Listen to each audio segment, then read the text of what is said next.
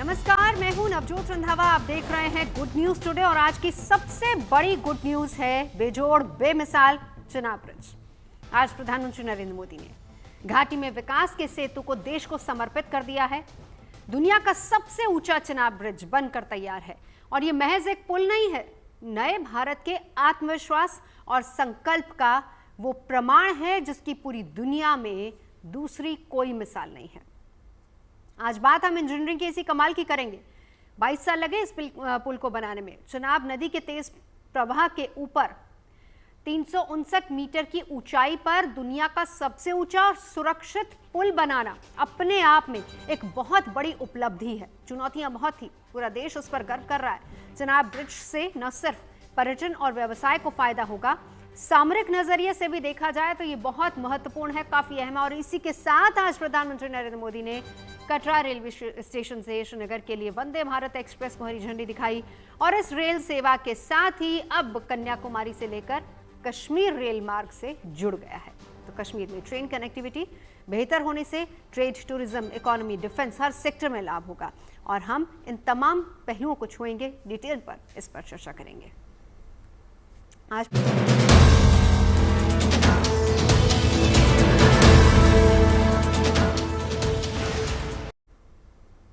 तो आज पीएम मोदी ने दुनिया के सबसे ऊंचे चिनाब रेल ब्रिज का उद्घाटन कर दिया और उद्घाटन के बाद पीएम ने पुल का निरीक्षण किया और हाथ में तिरंगा लेकर पुल पर चलते नजर आई। ये तस्वीर बहुत कुछ कहती है। इस तस्वीर के मायने क्या हैं ये भी आगे समझेंगे अपने खास मेहमानों से। तो प्रधानमंत्री ने अंजी ब्रिज के भी उद्घाटन किया है। पीएम चिनाब ब्रिज से ट्रेन के इंजन में बैठकर अंजी ब्रिज पहुंचे।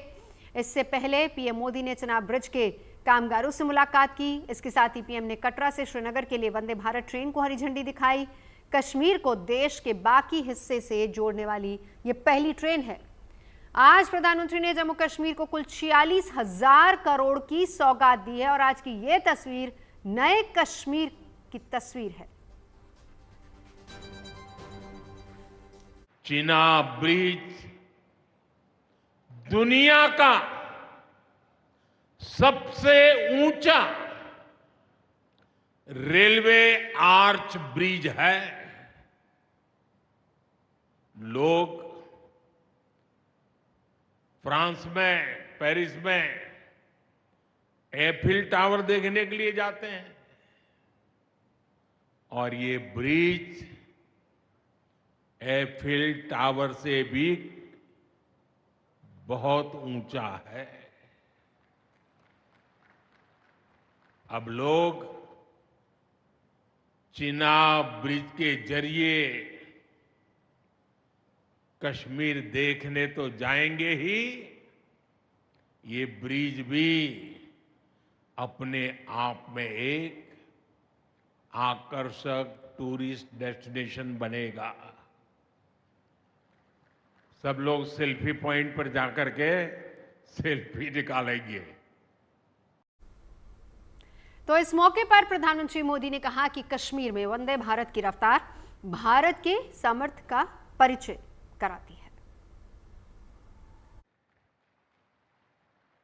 उधमपुर, श्रीनगर, बारामूला, ये रेल लाइन प्रोजेक्ट ये सिर्फ नाम नहीं है,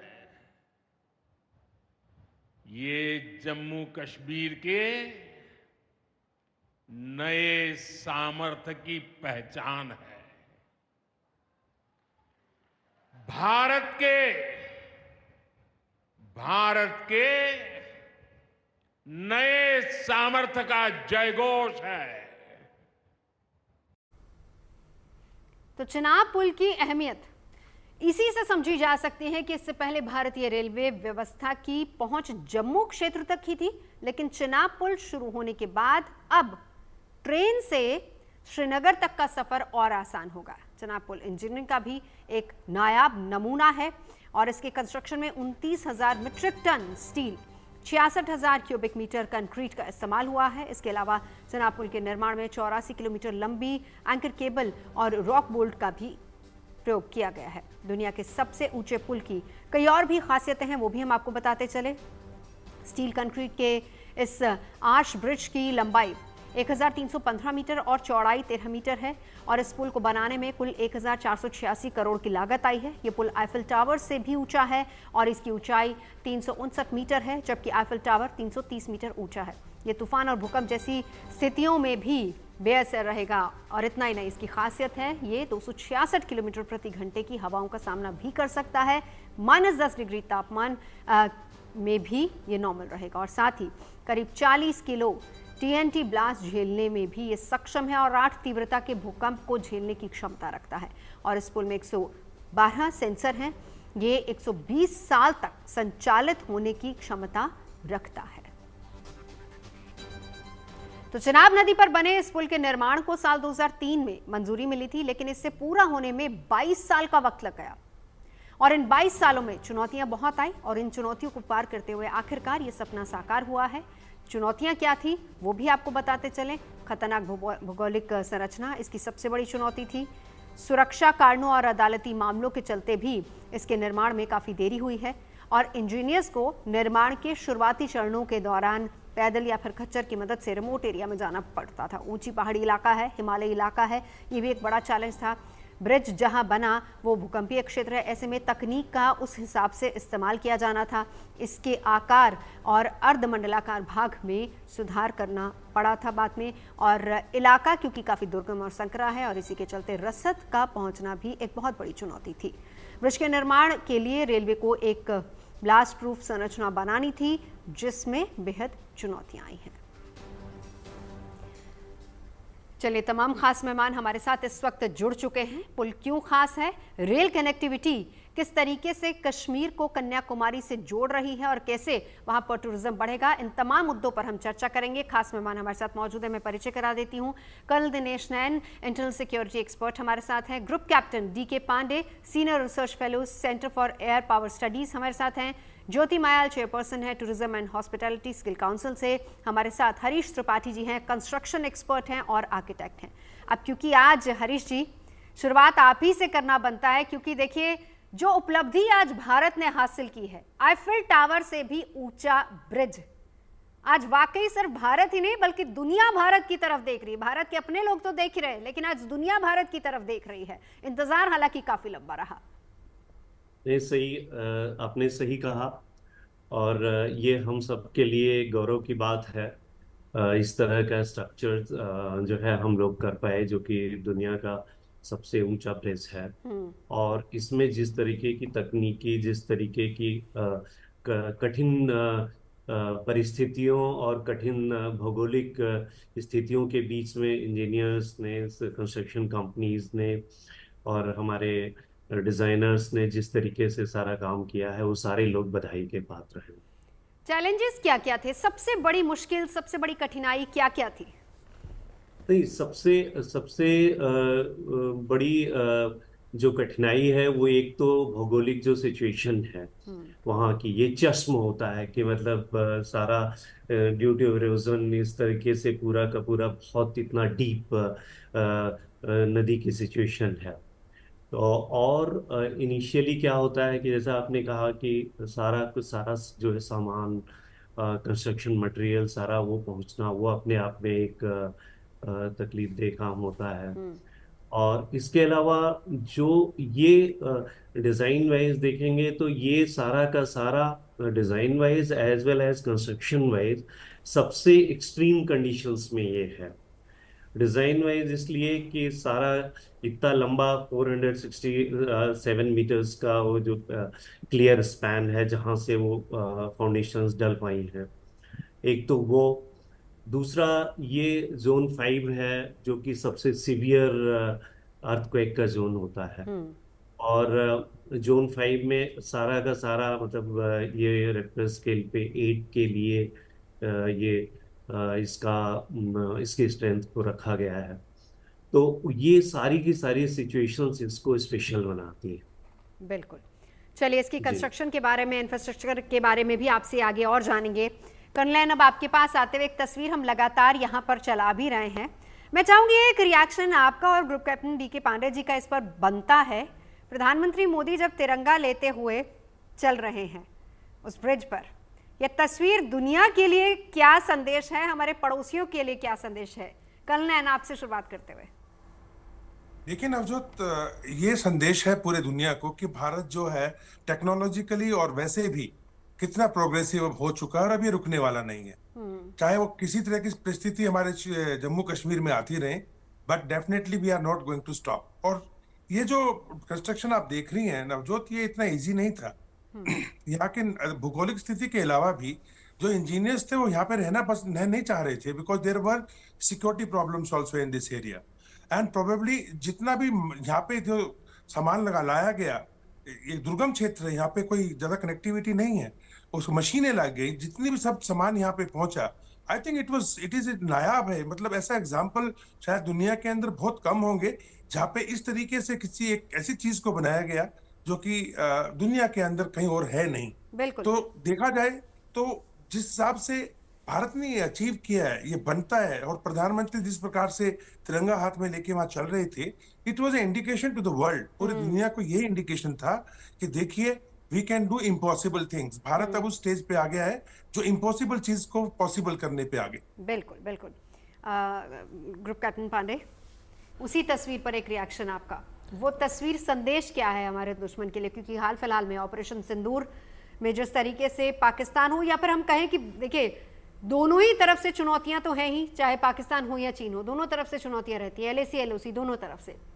प्रधानमंत्री का यहाँ तिरंगा लेकर चलना क्या संदेश है दुश्मन के लिए? देखिए, अभी हमने ऑपरेशन सिंदूर में जो शानदार प्रदर्शन किया और दुश्मन के दांतों में हमने लोहे के चने चबवा दिए, और उसकी चोट की गूंज जो है वो अब तक आ रही है। और कई चीज़ें ऐसी रही जो कि जो स्ट्रेटेजिक रीजन से डिक्लेयर नहीं किया गया था, वो पाकिस्तान अपने रोजे के द्वारा बता रहा है कि किस प्रकार से इस सफल हमने आक्रमण किया, और उनको हमने जो है वो बता दिया कि उनके औकात क्या है। जहाँ तक बात है झंडे के द्वारा जो प्रधानमंत्री ने जो संदेश दिया है पूरे विश्व को, वो ये दिया है कि एक प्रदेश जो कि आतंकवाद से जूझ रहा था, जिसने कि थोड़े दिन पहले ही अभी ऑपरेशंस देखा है, उसमें भी विकास की राहें अभी भी हैं, और हम विकास की तरफ बहुत तेज़ी से बढ़ रहे हैं। इस दुर्गम प्रोजेक्ट को, इतना कॉम्प्लेक्स प्रोजेक्ट को, जो इंजीनियरिंग क्षेत्र के हैं वो जानते हैं किस प्रकार से इसको डिज़ाइन करना, इसको जो बनाया गया होगा। जो बाकी जो प्रॉब्लम्स हैं वो अलग हैं, लेकिन साथ में जो टेरेन है, आपने अभी कवर किया कि सामान को ले जाना मुश्किल होता था। मज़ेदार चीज़ ये है कि ऐसी तस्वीरें हम चाइना के लिए देखते थे, लेकिन चाइना और हमारे दोनों भौगोलिक क्षेत्रों में सब थोड़ा अंतर है कि वहाँ की जो पहाड़ियाँ हैं उनकी रचना और हमारी पहाड़ियों की रचनाओं में बहुत बड़ा अंतर है। हमारी पहाड़ियाँ बहुत जो पीर पंजाल और उस क्षेत्र के आसपास की हैं, उनका जो स्ट्रक्चर है वो टोटली कॉम्प्लेक्स है, उसमें इतना आसान नहीं है, और इनको यहाँ पहुँचने के लिए पहले रास्ते बनाए गए होंगे। सामान ले जाने के लिए सोचिए कि जो कंक्रीट है और इतना जो केबल और क्या क्या सामान ले जाया गया, कैसे पहुँचा होगा, साधन क्या रहे होंगे, क्योंकि ये हल्के सामान नहीं है। तो आपको उनको ट्रांसपोर्टेशन, साथ में उनको जो इंजीनियर थे, टेक्नीशियंस थे, उनको ले जाना, उनको डे टू डे जो उनकी रिक्वायरमेंट है उसको पूरा करना, साथ में जो आपके असिस्टेंट सपोर्ट है कि आप बिल्डिंग की रिक्वायरमेंट है, काटना है, या कुछ और कई सारे टेक्निकल एक्टिविटीज़ हैं, उनको जो है उनके सारे रिसोर्सेज को मुहैया कराना बहुत बड़ी बात है। और ये एक बहुत बड़ी उपलब्धि है पूरे भारतवर्ष के लिए। भारत के तकनीकी और आत्मनिर्भरता की तरफ बहुत ही महत्वपूर्ण कदम बढ़ा है, और इससे ऐसे और जो दुर्गम क्षेत्र हैं, उत्तर पूर्व में भी काफ़ी क्षेत्र में हैं, और हमें मालूम है उत्तराखंड और बाकी क्षेत्रों में ऐसे हैं जहाँ पर कि अभी काफ़ी विकास की आवश्यकता है। प्रधानमंत्री ने कहा है कि ये हमारा एक पावरफुल इन्वेस्टमेंट है for integration and development of the country.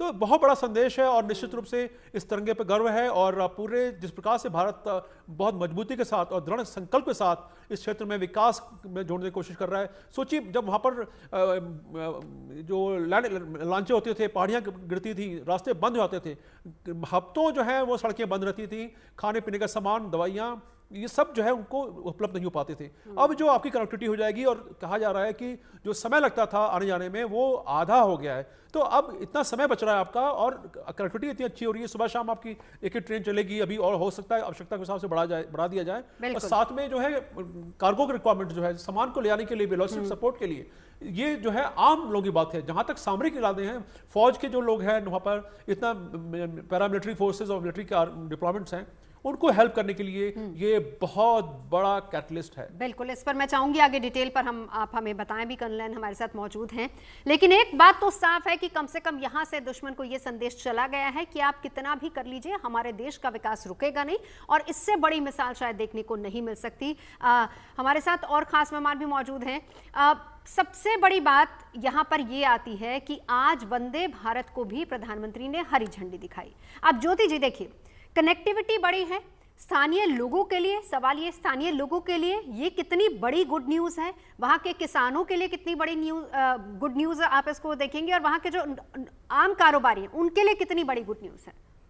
बिल्कुल Navjot, thank you. I think सबसे पहले तो बहुत बहुत मुबारक हो पूरे कंट्री को, बिकॉज जो प्रधानमंत्री ने कर दिखाया ये सबसे बड़ा एक तमाचा है हमारे नेबरिंग कंट्री को कि हम we are non unstoppable and we can do wonders, and that's what he's proven to the world. So congratulations to him in a big way. और इतने challenges के साथ time जरूर लगता है हर चीज़ में, पर इतना such a beautiful sight to see him also waving the flag and walking on the bridge. I think it's a huge opportunity जो ये है, not only for the entire infrastructure to be developed, but जो हमारी connectivity to travel to Jammu and other for the local people. I think job employment, infrastructure better होना, और all these things are going to be taking a front seat now.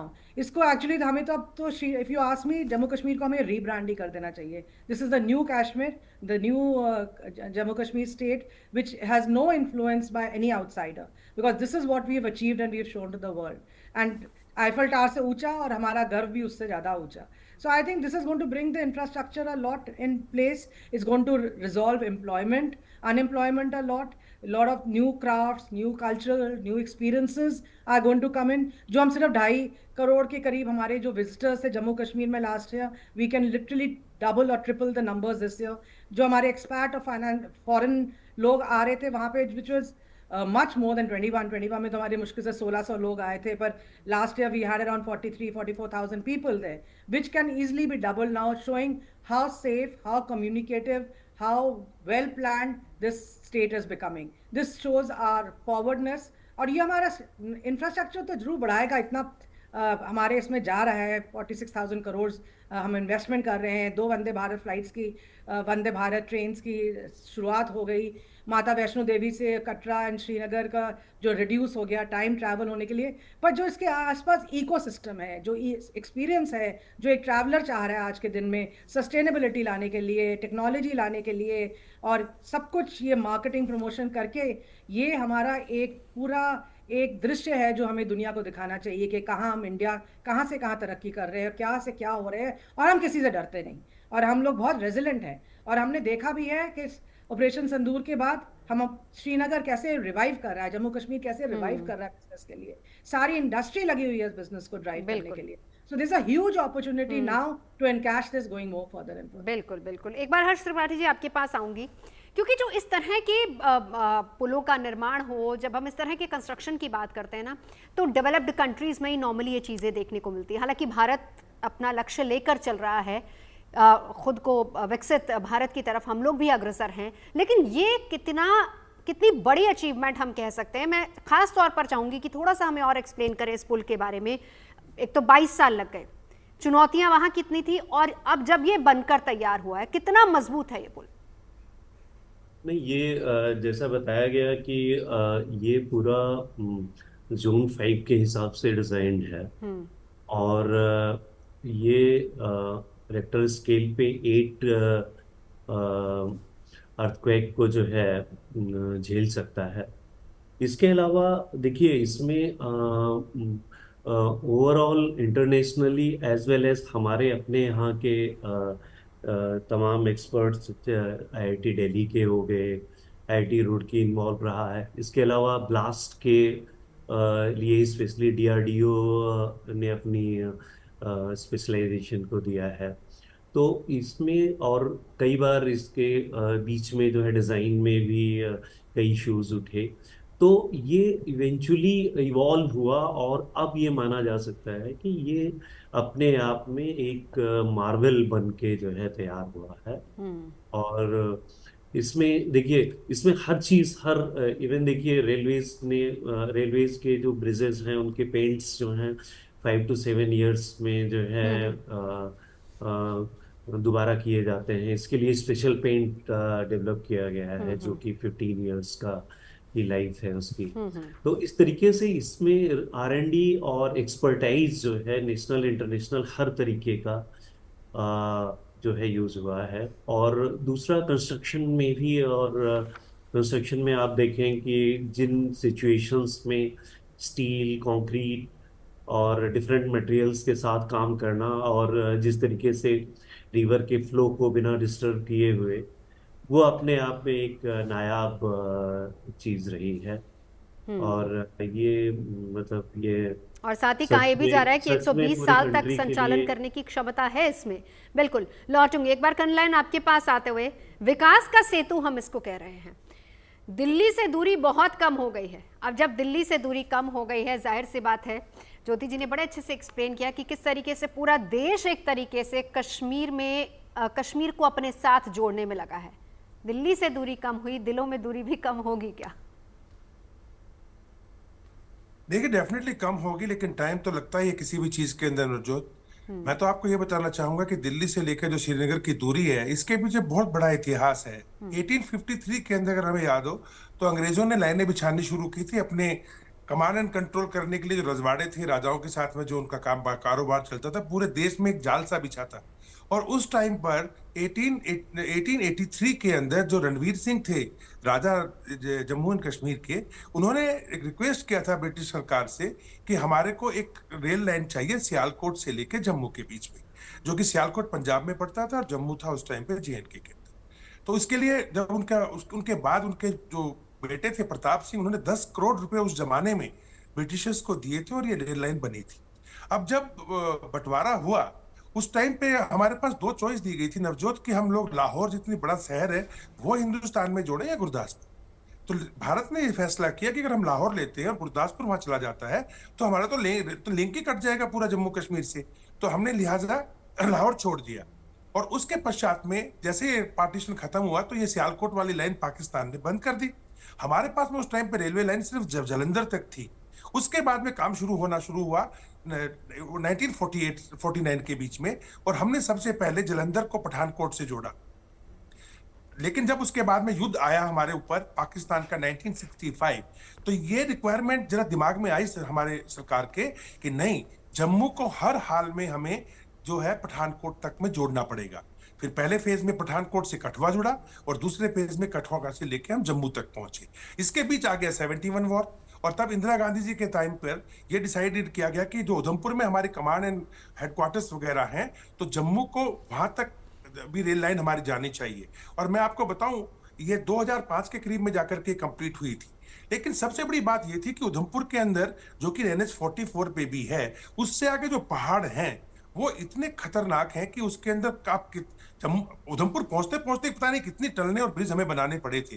तो ये लिहाजा एक आया कि जब उधमपुर और जम्मू को कनेक्ट किया जा रहा था, उसी टाइम बारामूला को श्रीनगर से कनेक्ट कर दिया गया। लेकिन बीच में जो रूट रह गया बनिहाल का और इधर कनेक्ट करने के लिए, इसके लिए डिजाइन किया गया था ये कटरा वाला जो प्रोजेक्ट है। वैसे पूरे प्रोजेक्ट को इन्होंने नाम दिया था उधमपुर श्रीनगर बारामूला ये रेल प्रोजेक्ट। और अब जब उस दूसरे प्रोजेक्ट पे हम लोगों ने काम करना शुरू किया, तो उसमें सबसे बड़ी प्रॉब्लम ये आ रही थी, जैसे कि अभी रेलवे के हमारे सीनियर ऑफिसर यहाँ बैठे हुए हैं, इन ब्रिज के अलावा नवजोत सबसे बड़ी प्रॉब्लम पता हमें कहाँ आई है? टनल 33 के अंदर। टनल 33 में हमें प्रॉब्लम इसलिए आई कि देखिए, इंडियन पहले प्लेट जो है वो एशियन प्लेट से जाके टकरा रही है, और जहां पे ये टकराती है उस जगह वहां पे जाकर के पूरे पहाड़ों के अंदर पहाड़ को मतलब बिल्कुल हिला देती है। वहां पे देखने में पहाड़ बहुत मजबूत दिखाई देते हैं बाहर से, अंदर रेत ही रेत है। और ये अफगानिस्तान से लेकर के और हमारे जो छोर है आपका सिक्किम का, उससे भी आगे तक जाता है, अरुणाचल तक चला जाता है। इस पूरी लाइन को अगर आप बोलो जहां पे दोनों प्लेट टकरा रही हैं, इसको बोलते हैं मेन ब्रेकिंग थ्रस्ट, MBT। और जो टनल 33 है वो इस MBT पे पड़ रही थी। तो जब हमारे इंजीनियर्स ने वहां पे टनल बनानी शुरू की बनिहाल के लिए, तो देखा कि जैसे जितना भी अंदर जा रहे हैं उतना ही रेत निकल रहा है, पानी बाहर आ रहा है। तो heads off to the engineers. इन लोगों ने फिर काफी कंसल्ट किया और वहां पे एक केमिकल यूज किया गया जिसमें इस टनल को पूरा बनाया गया, और उस केमिकल के साथ में उस रेत को और उस पानी को इस्तेमाल करते हुए टनल 33 जो है 2024 में लास्ट में जाके कंप्लीट हुई। यही कारण है कि हमें इतने साल लग गए इस रूट को चलाने के लिए। और देखिए, अगर इसका स्ट्रेटेजिक अगर हम देखना चाहें कि इसका इंपॉर्टेंस अब क्या है, अब पाकिस्तान के लिए उड़ी सेक्टर हो या फिर कारगिल का सेक्टर हो, कारगिल से पहले हम लोगों ने जोजिला टनल बना ली है श्रीनगर से आगे, और ये जो ट्रेन है ये बारामूला तक जाने वाली उड़ी सेक्टर की तरफ।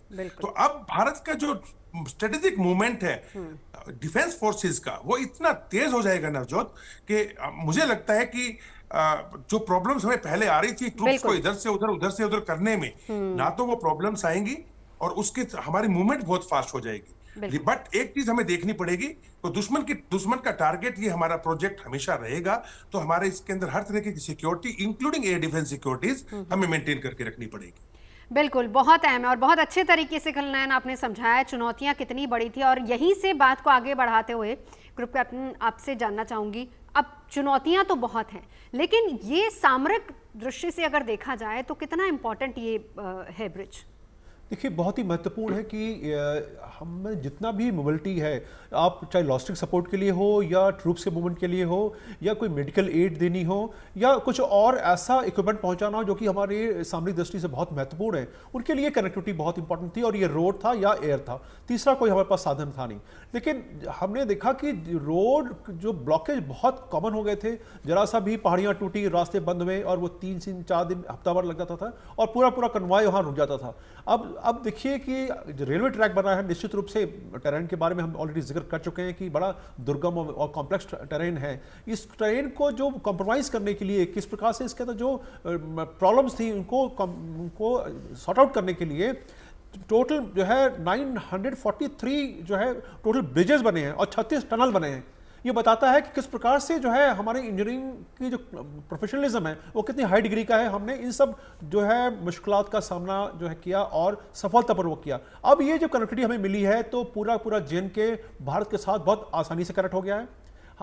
तीसरी बात, जो कैश इवैक्यूएशन होता था, कोई घायल हो गया या मेडिकली किसी को एड की जरूरत पड़ती थी, रोड के रास्ते अगर आता था, मौसम खराब है और वो हवाई रास्ता नहीं जा सकता था, तो उस केस में उसको वो सब देखना पड़ता था जो कि आम आदमी नहीं देखना चाहेगा। लेकिन अब रेल कनेक्टिविटी, क्योंकि ये ऑल वेदर एसेट है, किस कोई मौसम हो, चाहे कितना तूफान आए और कितना भी मौसम खराब हो, उन सबको झेलता हुआ अर्थक्वेक कंडीशंस में भी जो है ये सस्टेन कर सकता है। ये बताता है कि हमने एक अनूठी जो है मिसाल रखी है सबके सामने कि हम किस इस तरह में उन मुश्किलात का सामना कर सकते हैं जो कि इस काफी कॉमन है। मजेदार चीज ये है कि हम अपनी सेनाओं को किस प्रकार से जल्दी मूव कर सकते हैं, उनको जो रिक्वायरमेंट है ऑपरेशनल वो पूरी कर सकते हैं। साथ में जो हमारे दुश्मन के लिए जो सूचना है कि जो इसके पैरेलल में POK है, पाकिस्तान ऑक्युपाइड कश्मीर, वहां पर जो संसाधन है उसके मुकाबले हम हजारों लाखों किलोमीटर आगे पहुंच गए। इस पुल के उद्घाटन के बाद भारत ने सही मायनों में जम्मू कश्मीर को पूरे भारत से जोड़ दिया है और अब दिल्ली से कश्मीर दूर नहीं, यहां न्यू नॉर्मल की असली शुरुआत हम इसको कह सकते हैं, जो यहां विकास के रास्ते भी खोलेगा। ये पुल जम्मू और कश्मीर में रेल कनेक्टिविटी को बेहतर करेगा। इससे आर्थिक विकास, पर्यटन और सामाजिक विकास को बढ़ावा मिलेगा और इस पुल से बनी कनेक्टिविटी लोकल इकोनॉमी को भी बूस्ट करेगी और नई रेलवे लाइन किसानों को दक्षिण भारत तक पहुंच प्रदान करेगी, जो यहाँ के किसानों और उनकी आय बढ़ाने में भी मदद कर सकती है। और इस पुल से इलाके के पर्यटन राजस्व को भी बढ़ावा मिलने की उम्मीद है। जम्मू कश्मीर से श्रीनगर के बीच सीधी ट्रेन न केवल सस्ती होगी बल्कि यात्रा का समय भी कम लगेगा, तो जाहिर सी बात है कि इससे पर्यटन को तो बढ़ावा मिलेगा ही, ऐसी संभावनाएं भी हैं। इसी के साथ साथ इस ब्रिज को सामरिक दृष्टि से भी बहुत महत्वपूर्ण बताया जा रहा है, क्योंकि सर्दी के महीने में भी भारी बर्फबारी के चलते जम्मू से कश्मीर की ओर जाने वाला सड़क मार्ग जब बंद हो जाता है, तो ऐसे में विशेषज्ञों की माने तो नई रेलवे लाइन से भारत को सीमा क्षेत्र में रणनीतिक लाभ बहुत ज्यादा होगा, क्योंकि इस ब्रिज की मदद से सैन्य बल और जरूरी साजो सामान आसानी से LAC से LOC तक पहुंचाया जा सकेगा और इससे पाकिस्तान और चीन के किसी भी दुस्साहस से निपटने में रणनीतिक लक्ष्य का फायदा उठाने में मदद मिलेगी। लद्दाख जैसे क्षेत्रों में भी पहुंच आसान हो जाएगी, हर मौसम कनेक्टिविटी होगी। मतलब यह है कि LOC से LAC तक भारतीय सेना बहुत जल्दी पहुंच पाएगी। टूरिज्म की बात करेंगे ज्योति जी आपके पास आते हुए। देखिए, हम बात केवल पर्यटन की यहाँ नहीं करें, हम लोकल इकोनॉमी की भी बात करें, कितनी लोकल इकोनॉमी इससे बूस्ट होगी। और बड़ी बात यह है कि जहां बहुत लंबा समय लगता था, आप बाय रोड जाते थे, अब पहली बात तो एक समय कम लगेगा, दूसरी बात ऑल वेदर, यानी कि 365 दिन, 12 महीने 365 दिन जो जब चाहे वो वहां जा सकता है। बिल्कुल ठीक कह रही हैं आप Navjot. I think this is a huge opportunity, this is one of the largest opportunities that has come up कि इसको हम कैसे प्रोग्रेसिव बना सकते हैं, इसमें टूरिज्म कैसे बढ़ सकता है, एडवेंचर टूरिज्म कैसे बढ़ सकता है, इको सस्टेनेबल टूरिज्म कैसे बढ़ सकता है, और हमारा रिलीजियस टूरिज्म कितना बढ़ सकता है। सो ये सब करते हुए हमारी लोकल इकोनॉमी तो बहुत मल्टीप्लाई करेगी, बिकॉज बहुत ज़्यादा जॉब्स आ जाएंगी, आपके नए टूरिस्ट गाइड्स आ जाएंगे, आपका क्राफ्ट्स कुजीन आ जाएगा। आज के टाइम पे जो पर्यटन है, इट्स ऑल अबाउट एक्सपीरियंसेस, वो एक्सपीरियंसेस आ जाएंगे, because those experiences that you are not getting into the cities आज what is going to come in front of the traveller. So जो हमारा कल्चरल है, जो हमारा नेचुरल एक्सपीरियंस है, ये सारा हमारे टूर्स में आ जाएगा। We should be creating a lot of virtual tours to actually promote this destination now. We should be using technology and smart apps, और इसको हम smart environmental city और environmental aspect से देखा जाए तो this will become a golden opportunity for even the foreign travelers, for the inbound travelers to come and witness. It is something which no one has created. It is like we've created a valley between valleys, between mountains and mountains. So I think this is the opportunity that we need to encash on to bring in smart tourism, enhancement of local community and environment, innovation, and see how we can promote all together in one basket. और safer तो हो ही गया, क्योंकि इतनी connectivity के साथ हमें लगा कि हमारे साथ कोई दुर्घटना ना हो जाती है तो हमारे को पता है कि हमें रिलीफ एकदम मिलेगा। और एडवेंचर टूरिज्म वालों के लिए भी बहुत फ़ायदा हो जाएगा, बिकॉज एडवेंचर टूरिज्म और सोलो टूरिज्म बहुत राइज पे है इंडिया में भी और सारा globally. So that's a new aspect जो इस चीज़ के साथ खुल जाएगा कि हमें मालूम है रिलीफ हमारे एकदम हाथ में है और हमारे पास है। So all these things are going to promote tourism a lot, and this is how we should be actually promoting and encash this for ourselves, for our country and our beautiful Jammu Kashmir to take this forward. बिल्कुल। हरीश त्रिपाठी जी, आपके पास आते हुए कुछ एक bridge जो बहुत ज़्यादा चुनौतीपूर्ण जिनका इंजीनियरिंग रहा है, मैं एक बार उसका जिक्र कर देती हूँ। भूपेंद्र हजारिका सेतु है, लोहिया नदी पर बना है, 9 किलोमीटर लंबा। दिबांग नदी पर बना अरुणाचल से डिम्बुक और रोइंग क्षेत्र को जोड़ता है, 6.2 किलोमीटर लंबा है। महात्मा गांधी सेतु की अगर बात करें, वो है बांद्रा वर्ली सी लिंक है। इसके अलावा मुंबई ट्रांस हार्बर लिंक और बोगीबील ब्रिज और न्यू पंबन ब्रिज सड़क पुल के बिल्कुल समानांतर बना है, भारत का पहला वर्टिकल लिफ्ट सी ब्रिज है। इन तमाम ब्रिजेस की अगर हम बात करें, जाहिर सी बात है ये इंजीनियरिंग के एक बेजोड़ नमूने। हम इसको जब कंपेयर करते हैं चिनाब ब्रिज से, तो ये कितना ज्यादा हम कहें कि एडवांस है, कितना अलग है इनसे। देखिए, हर एक ब्रिज की अपनी अपनी सिचुएशंस हैं, तो उस पर्टिकुलर सिचुएशन में वो इम्पोर्टेंट हो सकता है। यहाँ पे जो सबसे बड़ी चुनौती थी वो है डेप्थ बहुत ज़्यादा है, और इसके अलावा ओवरऑल स्पैन भी जो क्योंकि आपको बीच में कहीं पे 400 ऑलमोस्ट 467 मीटर्स का क्लियर स्पैन है। और दूसरी बात, कंस्ट्रक्शन के लिए जो सिचुएशन यहाँ पे है, जिस तरीके से सारा मटेरियल सारा पहुँचने का, वो सारा कुछ इस ब्रिज के लिए काफ़ी टफ रहा है। और ओवरऑल ये अपने सारे, मैं तो बधाई देना चाहूँगा सारे कोंकण रेलवे को, और जो इसके इनिशियली मेन डिज़ाइनर्स रहे हैं WSP को। इसके अलावा हमारे यहाँ से जितने भी इनके अलावा भी और तमाम लोग आर्चेस के लिए अलग डिज़ाइनर्स रहे हैं, फाउंडेशन के लिए अलग रहे हैं, और सबसे ज़्यादा जो इसके कॉन्ट्रैक्टर्स हैं, एफस्कॉन्स जो हैं, वो कुल मिलाकर के सबने बहुत मेहनत से ये काम किया है, और उसी के परिणाम स्वरूप ये जा करके हमने इतना अच्छा स्ट्रक्चर आज अचीव किया। बिल्कुल। अब इस तस्वीर को जब हम देखते हैं कर्नल, आपके पास आते हुए, हम एक लक्ष्य लेके चलते हैं जिसमें हर तरफ तरक्की हो रही, विकास हो रहा है, और ये भी हमने देखा कि हमारे पड़ोसी किस तरीके से उस विकास में अड़ंगा डालने की कोशिश करते रहते हैं। एक चुनौती उनसे भी निपटना, और दूसरी चुनौती अपने विकास को लगातार रफ्तार देते रहना। और तीसरी सबसे बड़ी अचीवमेंट कि उनको ये भी दिखाना कि देखिए आप कितना भी कर लीजिए लेकिन हमारे कश्मीर से लेकर कन्याकुमारी तक हम एक हैं, और ये विकास की तस्वीर है।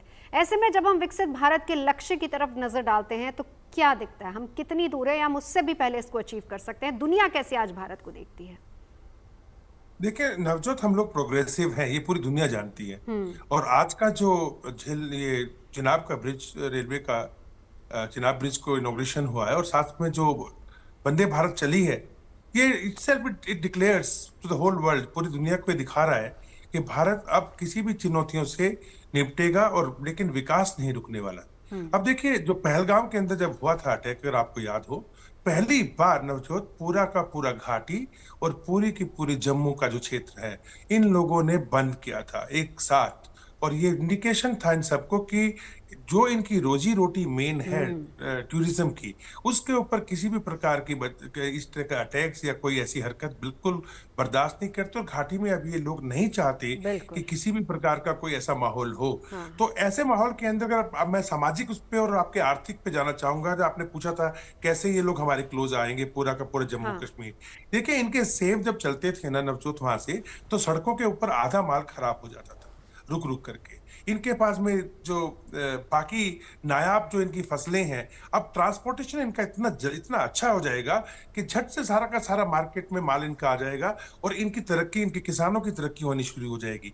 टूरिज्म डेफिनेटली बढ़ेगा। आप देखेंगे अमरनाथ यात्रा के टाइम पे भी लगता है वंदे भारत की एक ट्रिप में 3-3, 4-4 स्पेशल ट्रेन आपको चलती दिखाई देंगी।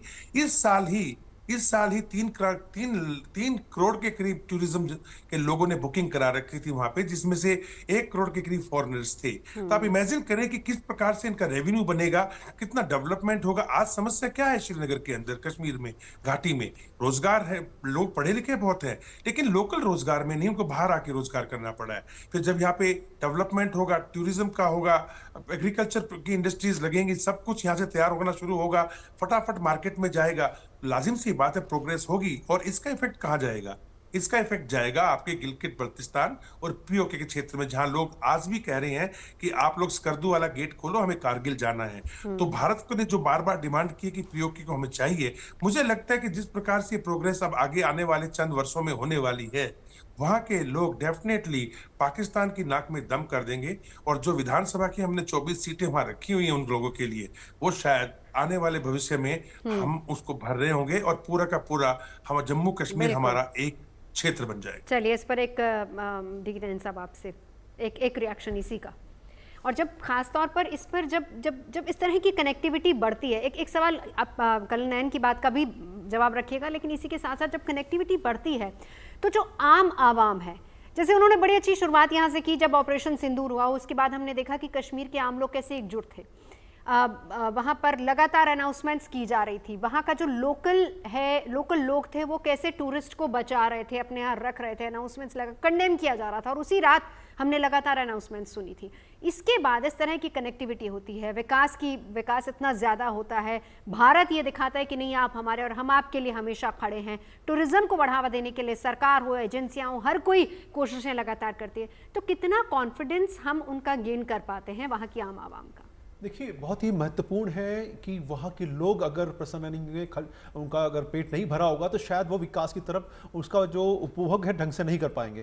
तो जिस प्रकार से जोड़ा जा रहा है, उनका उद्योग पनपेंगे, टूरिज्म को बढ़ावा मिलेगा, ये हमने देखा। और रिलीजियस टूरिज्म, देखिए हजरत बल श्राइन है, अमरनाथ यात्रा के लोग जाते हैं, साथ में वहाँ पर चरार शरीफ है। तो ये जो बाकी लोग जहाँ चाहेंगे, जब कनेक्टिविटी देखेंगे लोग होंगे, तो आम लोग भी आएंगे, वहाँ का बढ़ेगा। इस साल पहल जो हमारी 22 अप्रैल को घटना हुई, उसके पहले लगभग 3.5 लाख लोग ऑलरेडी जा चुके थे, और पिछले साल लगभग 7 लाख लोग गए थे। तो ये बताता है कि जो जेएनके है वो एक टूरिस्टों के लिए आकर्षण केंद्र है। तो निश्चित रूप से जब कनेक्टिविटी इंप्रूव होगी और फास्टर होगी तो और ज़्यादा लोग आएंगे। दूसरी बात कि जो वहाँ के उद्योग हैं, जैसा कि एप्पल, अभी सेब वगैरह के सीज़न अभी जो है विंटर्स में आएगा, सेब हैं, सेफ्रॉन है, केसर है, और हॉर्टिकल्चर की चीज़ें हैं, ड्राई फ्रूट्स हैं, ये अभी उतना ही जा पाते हैं जितना कि ये सड़कें जब फेयर वेदर कंडीशन में खुली रहती हैं तभी। अब जब 365 दिन के लिए सुविधा रहेगी तो ये माल बहुत तेज़ी से बढ़ेगा। डिमांड जो भारत की है, पूरे भारत की डिमांड पूरी कर पाएंगे, आम लोगों को वो चीज़ें सस्ते दरों पर मुहैया होंगी। साथ में जो लोग किसान हैं, जो उद्योग वहाँ से सामान अपना आगे भेज रहे हैं, उन उनको डिमांड बढ़ने की वजह से लाभ होगा। तो देखा जाए तो पूरी इकोनॉमी को बढ़ावा मिलेगा, चाहे वो जिनके हो या जिनके के बाहर की हो। और तीसरी बात, जहां तक बात है कि लोगों का जुड़ने की, जब विकास होगा लोग आगे देखेंगे कि उनको बेहतर जीवन मिल रहा है, उनके बच्चों को स्कूल मिल रहा है, वहां के लोग आ रहे हैं, लोग जुड़ रहे हैं, और जब वो बाहर नीचे की तरफ आएंगे, कनेक्टिविटी अच्छी हो गई तो एक्सपोजर होगा बच्चों का, स्किल डेवलपमेंट, मेरा इशारा था स्किल डेवलपमेंट की तरफ, वहां के बच्चों को नई नई चीजें सीखने को मिलेंगी। और जो इंफ्रास्ट्रक्चर डेवलपमेंट के लिए हम जानते हैं कितना बड़ा चैलेंज है, ये बताता है कि आज किस प्रकार से दोनों सेतुओं का जो उद्घाटन किया गया। पांडे जी, हम साथ ही साथ चले, रोजगार कितना ज्यादा वहां बढ़ेगा ये भी देखिए। बहुत निश्चित रूप से जब देखेंगे कि टूरिज्म का बढ़ावा मिल रहा है तो लोग डिमांड होगा, ट्रांसपोर्टेशन के लिए गाड़ियां चाहिए होंगी, हॉस्पिटलिटी वहाँ पर होटल हैं, जो निवास स्थान हैं, जो वहाँ पर लेक में लोग जाते हैं, वहाँ शिकारे हैं, वो वहाँ पर जो उनका उपभोग करते हैं, तो सभी चीजें बनेंगी जो कि एक अभी कोने पड़ी हुई शायद उनको सुधार करके और लानी चाहेंगे, क्योंकि डिमांड बढ़ जाएगी, ज्यादा टूरिस्ट जाएंगे लोग। तो जब डिमांड बढ़ेगी निश्चित रूप से सप्लाई बढ़ानी पड़ेगी, और सप्लाई बढ़ेगी तो आम लोगों का जनजीवन का स्तर निश्चित रूप से इंप्रूव होगा। ये बहुत बड़ा तमाचा होगा पाकिस्तान के लिए, जो कि हमेशा कहता रहा है कि जम्मू कश्मीर में भारत जो है वो जो है भेदभाव करता है। आप भारत के किसी कोने में चले जाइए, चाहे उत्तर में जाइए, दक्षिण में जाइए, समान विकास का जो है बढ़ावा दिया जा रहा है। ये है भारत। और जिस प्रकार से पीओके के लोग, पाकिस्तान ऑक्युपाइड कश्मीर के लोग हैं, कितने दुखी हैं, वहां पर प्रॉपर कोई रेलवे लाइन नहीं है, कनेक्टिविटी एयर की आप भूल जाइए, वहां पे जो मेडिकल फैसिलिटीज हैं, स्कूल हैं, किस प्रकार से हैं, हम मीडिया में देखते रहते हैं। ऐसी परिस्थितियों को अगर आप कंपेयर करते हैं तो हमारा JNK जो है निश्चित रूप से स्वर्ग है, और हमें और इसको कितना बेहतर बना सकते हैं, ताकि जो वहां पर आतंकवाद की जो छोटे मोटी जो जड़ें बच गई हैं उनको कैसे समाप्त करें और सबको वहां पर विकास में जोड़ें, ये हमारा प्रथम कर्तव्य रहेगा। और निश्चित रूप से जिस प्रकार से सुविधाएं दी जा रही हैं, ये रिसोर्सेज दी जा रहे हैं, उसमें आम लोग निश्चित रूप से जुड़ेंगे। जाहिर सी बात है, जब वहां के यूथ को ज्यादा इन्वॉल्व किया जाएगा, वहां पर जॉब अपॉर्चुनिटीज ज्यादा बढ़ेंगी, तो आपका ध्यान कहीं और जाएगा ही नहीं। आप अपने लिए, अपने परिवार के लिए, अपने राज्य के लिए, अपने क्षेत्र के लिए, देश के लिए तरक्की की ही बात करेंगे। एक बार ज्योति जी आपके पास आते हुए, अब इस साल आप क्या, आपका एस्टिमेट क्या कहता है, कितना फुटफॉल ज्यादा बढ़ने वाला है जम्मू कश्मीर में टूरिस्ट का? मेरे को तो लगता है कि जम्मू कश्मीर का जो फुटफॉल है इस बार एटलीस्ट डबल होना चाहिए, the way the industry is working. और आपको पता है, जब ऐसी चीजें एक स्टेट में होती हैं, एक बहुत प्राइड आती है वहाँ के लोगों पे। और जो ये हुआ है, उनके अंदर भी इतना कॉन्फिडेंस आ गया। और मैंने सुबह से 2-4 जनों से जिनसे मेरी ट्रैवल एजेंट्स में बात हुई, बिकॉज मैं प्रेसिडेंट थी ट्रैवल एजेंट्स की भी, तो मेरे को लगता है उनका जो एक रुतबा अपने आप ही ऊपर ऊंचा हो गया कि हमारे देखो स्टेट में इतना कुछ हो रहा है, उनमें बहुत मोटिवेशन आ गई है। आपको पता है जम्मू कश्मीर में जैसे अभी कहा गया कि बड़े लोग बाहर जाते हैं काम करने के लिए और सब कुछ लेकर आते हैं, यहाँ पे अपना ड्राई फ्रूट भी लेकर आते हैं, अपनी गर्म कपड़े, शॉलें सब इंडिया, दिल्ली में आती हैं या बहुत जगह आती हैं। ये जो अपॉर्चुनिटी है, ये अब I would say for a state like Jammu Kashmir, जहाँ पे लेडीज ज्यादा काम नहीं करती, ये वुमेन एम्पावरमेंट आने वाली है अब यहाँ पे। और ये स्किलिंग, क्योंकि I am the chairperson of skilling, उस हिसाब से देखती हूँ they want to be the forefront runners, not leaving home and coming to different cities. ये अब बहुत बड़ी एक अपॉर्चुनिटी वहां पे आने वाली है जो आप विमेन को करेंगे। और आप एक, जहां विमेन जहां ज्यादा काम करनी शुरू होती है, वो स्टेट वैसे भी ज्यादा पीसफुल और ज्यादा एक वेलकमिंग हो जाता है, बहुत फर्क पड़ता है। So I think the numbers are going to double coming back to it. And again, once again, touching on the rail tourism, I said rail tourism is the most beautiful part of our experience of tourism. There can be nothing beyond. By air में तो आपको clouds नजर आते हैं, rail में तो आपकी जो दृश्य होता है इतना सुंदर होता है कि आपका दिल करता है, और दिल बिल्कुल ही, ट्रेवल अपने आप में एक अलग तरह का अनुभव रहता है। बिल्कुल वक्त की कमी, एक छोटा छोटा रिएक्शन आप दोनों से चाहूंगी, कलनैन आपसे भी और ग्रुप कैप्टन DK पांडे आपसे भी। पहले कलनैन आपसे शुरुआत करते हैं, सिक्योरिटी अब यहाँ पर कोई इशू रह गया है? डेफिनेटली थोड़ा बहुत तो रहेगा। देखिए, क्योंकि आप जानते हो कि हमारे जो एडवर्सरी पाकिस्तान है, वो जो वहाँ की टेरेन है हमारी, खासकर लाइन ऑफ कंट्रोल के ऊपर, तो LOC के ऊपर, उसका फायदा उठाता है, नालियां हैं, झगड़े हैं। और उसका एम क्या है? उसका एम है हमें डिस्टर्ब करना, जैसे इसने अभी पहलगाम के अंदर किया था, वो तो करता रहेगा।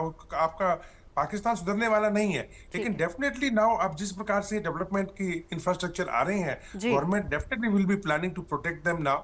एंड जो बचे कुछ लोग रह गए हैं, मैं एक बात बताना चाहूंगा आपको नवजोत, यहाँ पे देखिए, जो आपकी घाटी नॉर्दर्न घाटी है या सेंट्रल कश्मीर है, नॉर्दर्न कश्मीर, सेंट्रल कश्मीर, वहां पे जो पहले चलता था कि अपने आप को लिंक करते थे वो पाकिस्तान के साथ मुस्लिम होने के नाते, ट्रस्ट में आज वो भावना खत्म हो चुकी है। एक छोटा सा पोर्शन है नीचे साउथ कश्मीर के अंदर, जिसके ऊपर अभी एक्शन ऑपरेशन ऑल आउट चल रहा है। और जो लोग ये वहां पे, जैसे बुहान वाली बुहार माली जी। क्या नाम था उसका, उस टाइप के बुरहान लोग वानी। जो बनने की कोशिश करते हैं, उसके ऊपर आर्मी ने और पूरी डिफेंस फोर्सेस लगी हुई हैं, बिल्कुल सर। और जितने भी जो ओवरग्राउंड वर्कर्स थे या फिर स्लीपिंग सेल थे, उनके पीछे लगी हुई है। बिल्कुल। तो डेफिनेटली मामला धीरे धीरे सुलझाया जाएगा, लेकिन पाकिस्तान डेफिनेटली कोशिश करेगा कि यहाँ पे जितना डिस्टर्बेंस कर सके तो करे। उतनी और सुरक्षा हमें देने उसको की अभी देखना भी जरूरत रहेगी। Group captain Pandey.